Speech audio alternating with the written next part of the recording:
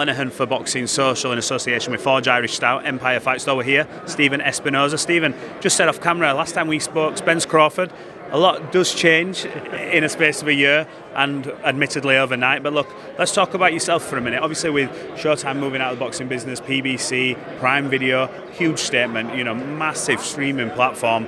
Can I just ask, can you clarify sort of what your role is? Are you still involved with the PBC, helping them on, that side of things? Can you just clarify your role a little bit? Sure. I'm working with the PBC. I've been asked to help them with supervising the TV production. So that's the live television production, that's the shoulder programming. So acting essentially as executive producers on both of those, the Gloves Off show and the live production. So similar a lot to my responsibilities at Showtime, but obviously building a new infrastructure sort of ground up for PBC.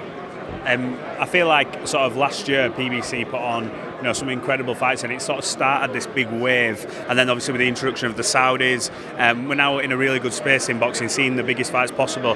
How sort of good is it for the sport now that we're seeing all these fights? There's not the emphasis on the anymore. There's we can lose, we can come back. It's a really good time to be a boxing fan.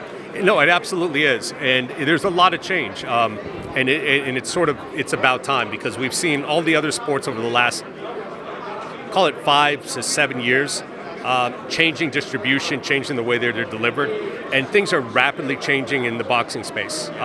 Networks coming in, networks coming out, new streaming platforms coming in, a lot of fights going out just digitally on social media. I think it's a really exciting time, and I think it's an opportunity to sort of for the sport to reset and build maybe hopefully a healthier ecosystem.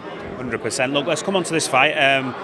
Mexican versus Mexican. It's bigger than that, by the way, as well. I know it's Cinco de Mayo, but these two are, one pound for pound, being one of the best in the world for many a year, and the other one in Jaime Munguia, undefeated coming into this, full of confidence. He's got a terrific engine. He likes to bring the pressure. This is going to be fireworks on Saturday, isn't it? I think so. And look, there's a lot of intriguing storylines. This is a huge fight in Mexico. In the eyes of some, maybe the biggest fight in boxing history. And that's because, this is the only undisputed champion Mexico's ever had. And to see it contested between another Mexican, it's a tremendous source of pride.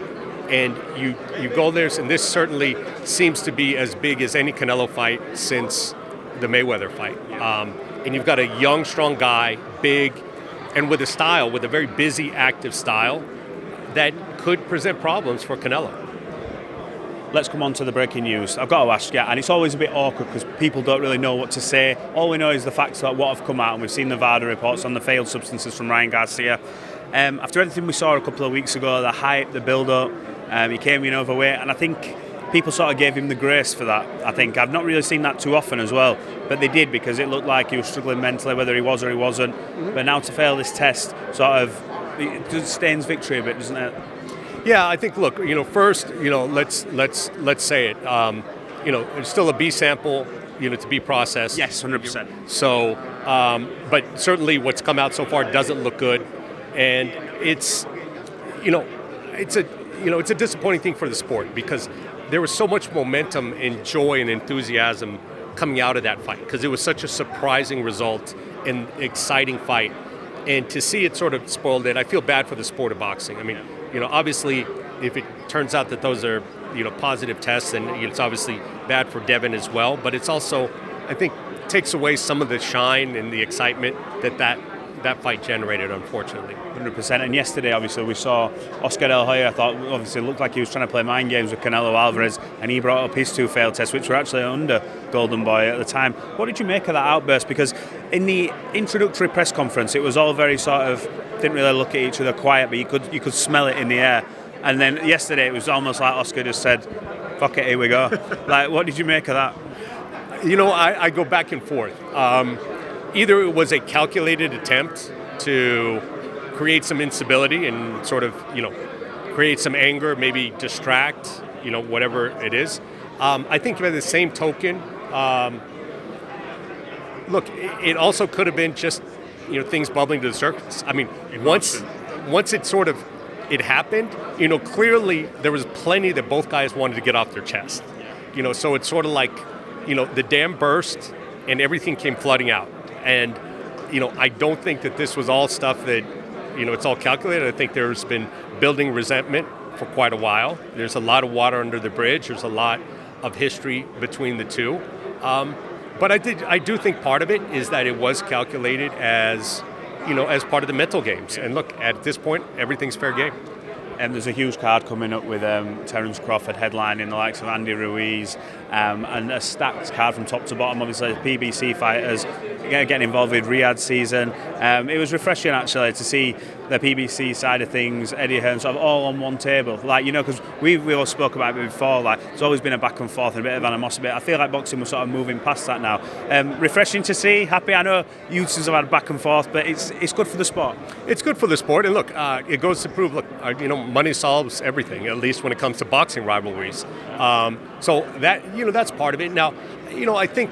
Look, I think I want to be cautious. I think that throw everything on big cards here and there without a whole lot of rhyme and reason, and with only focusing that. I think, I want to make sure that there's still a healthy ecosystem where fighters can develop. There's attention being paid to the younger fighters coming up, yes. and all of that. And I'm not. That's not. It's not the Saudis' responsibility to do all of that. I'm just saying, as we develop this new boxing ecosystem, I think it's important that all areas continue to develop and thrive. Have you seen the back and forth between Gervonta Davis and Eddie Hearn on Twitter? What do you make of it? I mean, wow. I think, the funny thing is you can tell Gervonta is getting serious. He's also getting into fight mode because he's going back and forth with Shakur Stevenson. He's going back and forth with Eddie. He's going to camp. We'll see him in a couple days, at the press conference. So I think he's just getting back into fight mode. It's been a while, and now it's sort of like Gervonta versus everybody. What do you make of, obviously, I asked Leonard about this and he remained silent on it.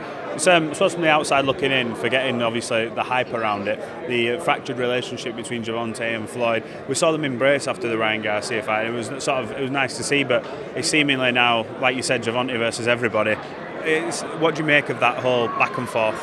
It's hard to really draw any conclusions. A lot of what goes on in social media is heat of the moment type stuff, and stuff gets posted. Sometimes it gets deleted, and sometimes things are different when you sit down and talk to somebody face to face. Certainly was interesting. I had a lot of people following along.